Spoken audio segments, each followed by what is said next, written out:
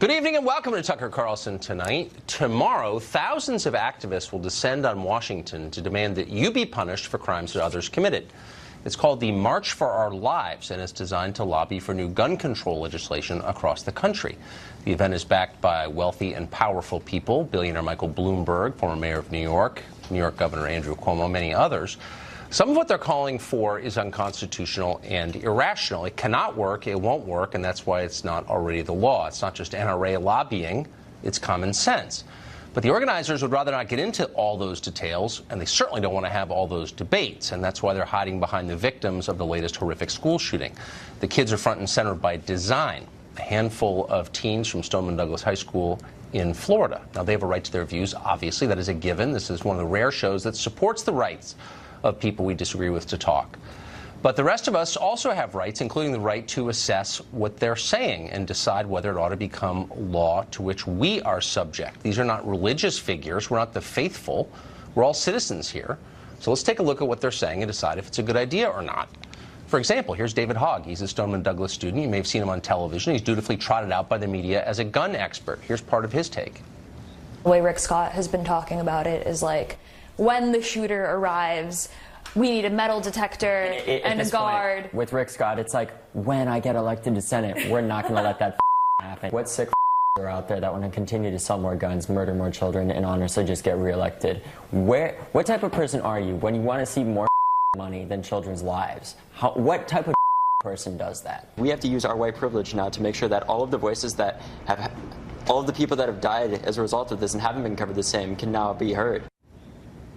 Sell more guns, murder more children, and get reelected. That is David Hogg's view of the other side of the debate.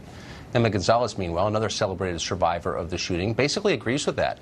She recently said in a speech, quote, "I don't really care what people who defend the Second Amendment have to say."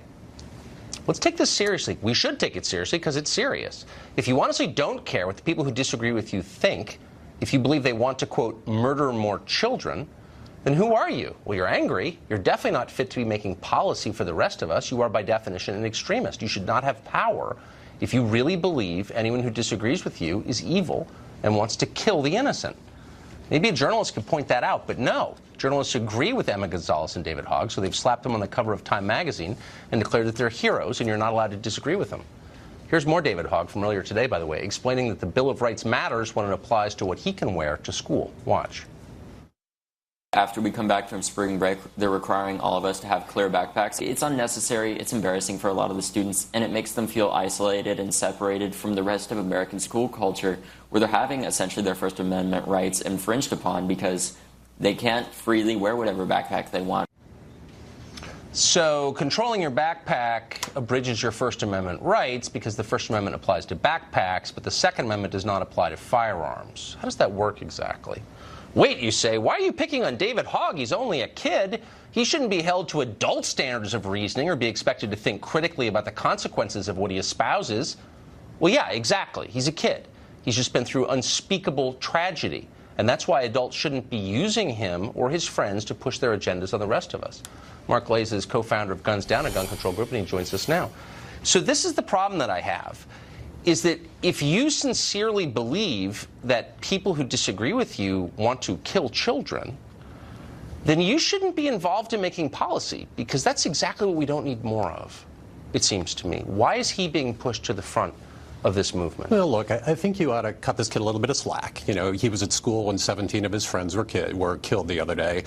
Not everything he says should be taken as, you know, gospel from the gun violence prevention community about what we ought to be doing about guns. Well, I just conceded that in my script because I agree with that this is a kid who just saw unspeakable tragedy. He saw his classmates killed, and that's exactly why he shouldn't be involved in formulating a response to it. Yeah, but because he's a kid. So you can't simultaneously argue that you need to shut up and listen to him, and if you don't, you're bad, which is what the left is arguing, and that we shouldn't take what he says seriously or literally. We have to kind of choose one, and I'm kind of happy to choose the first one. You know, I think these kids are doing what citizens ought to do. They had a terrible experience, and they're trying to do something about it. Basically, what they're saying is the same thing that 70% of the public is out there saying, which is what we're doing with guns right now isn't working. We ought to have stricter gun laws. Now, let's have a conversation about what those gun laws should look like. I think there's a lot. But you don't see that what the left is doing is short-circuiting honest conversations. I, for example, have tried every night since since that shooting, almost every single night, to get a leader of a gun control group on. You're the only one who comes, the only one. No one else will come.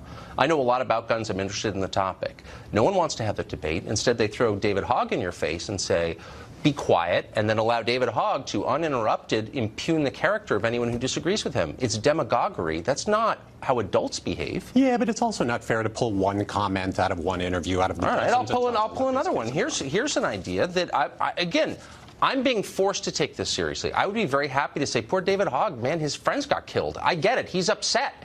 My children would be upset. I would be upset. But the left is forcing me to listen carefully to what he says because it could become the law I have to abide by. For instance, this is in the manifesto from Parkland kids.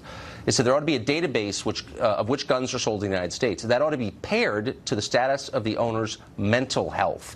Privacy laws should be amended. So they're saying, this march is saying, that HIPAA laws should be suspended and the U.S. government ought to keep your medical records. The public doesn't support that. Nobody supports that. I don't know quite what that is talking about. You want me to read it to you again? To do so, privacy laws should be amended. That a database of all guns sold in the United States ought to be paired with a database of the gun owner's mental health and physical capability. I think what he's probably saying is that if you were actually found to be mentally unstable by a judge, that ought to be relevant to whether or not you can buy a gun. That's already the law, as you know. That is already the law. If you're adjudicated mentally ill, it's on the form, it's in the FBI background check.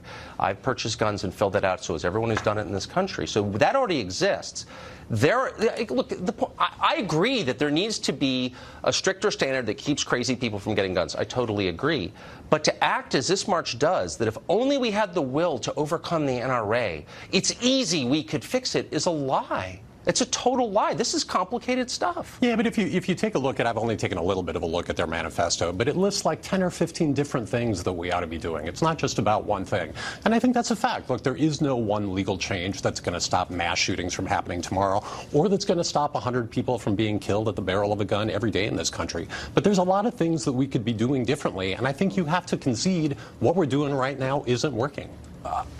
True, and I'm just very concerned that all this energy and the money from all these various billionaires is not making it better. It's focused instead on taking the rights away of people who didn't do anything wrong, like me, and like all of middle America, whom they hate, obviously. And there's no emphasis at all on, for example, the 4 cops with guns who stood by while 17 people were murdered. Why are they never mentioned? I'm a little confused. Talk about a failure of authorities. Where are their names here? Look, I've heard them talked about plenty, and they all did. Really? Then they all did the wrong thing. Yeah, the last time I was on Fox News, we talked about that. No, but it's a serious thing. So the NRA didn't shoot anybody. You probably don't like the NRA, but they're almost overwhelming law-abiding people. They didn't shoot a single person. These police officers, deputies, stood by and allowed this murder to take place, and yet they're getting a complete pass. Why? Look, I don't know whether they're getting a pass or not. That's up to the people of Florida, and I hope those people aren't police deputies anymore. No. It's up to the people running the march to set the emphasis here. Something terrible just happened. There are a lot of lessons from it, and that lesson has been buried intentionally because it doesn't entail taking away the Second Amendment rights of the innocent. Yeah, but I think what they're saying is these mass shootings keep happening. 100 people keep getting shot every day who shouldn't be shot and have the right to, life and liberty and the pursuit of happiness. What we're doing right now isn't working. Here's a list of 10 or 15 things that we are going to advocate for that we think should make a difference. There's going to be hundreds of thousands of people out there on the mall tomorrow, many of whom aren't students, who have said things you disagree with, who think that what we do isn't working. Here are the things that we should be doing. Do we as people who seek to influence public policy have an obligation to think through what we advocate for, to learn about it, Sure. to consult the reams of social science that has been conducted on this subject before we advocate for something? Or is it enough to say, I feel upset, do something? No, look, I think there is nothing unusual and a lot of things that are right about students who had a horrible experience, who believe that we should be doing things differently, coming to Washington and leading a bunch of other like-minded people, like 70% of the public. But why doesn't someone tell this kid you're not allowed to accuse people who disagree with you of advocating for murder? That's an awful thing to say. Well, you're saying. But why aren't you? You're the one. I mean, he's doing a dozen interviews a day, and nobody has the courage to say, son, I'm sorry, I know you're upset, but but you're not allowed to accuse people of wanting to kill children unless you can prove it. Look, I think he was mad at the governor of his state for not doing enough. And you know what? Governor Rick Scott didn't do enough. Although I have to say, I'm kind of a fan of Rick Scott because he never met a gun or an NRA extremist he didn't like. And even he bucked the NRA because what they don't want us to do is so ridiculous. Well, I think Rick Scott is a buffoon. That's my view. But it doesn't make me, and I do think that, but it doesn't make me any less appalled by the killing. And I hope that you and everyone else who seeks to reduce the power of the Second Amendment would at least acknowledge that I care as much about kids as anybody else does. Do you see what I'm saying? Sure. Look, I absolutely believe that when Congress actually agrees to have a debate about this, they will go to their committees, they will go to the floor, and they will have a reasoned debate where they talk about the social science evidence about what works and what doesn't. I hope so, and I hope it won't be dismissed as NRA lobbying, because I think these are real questions. Like, we need to reach adult conclusions. Agreed. Thank you, Mark. I appreciate it. Thank you.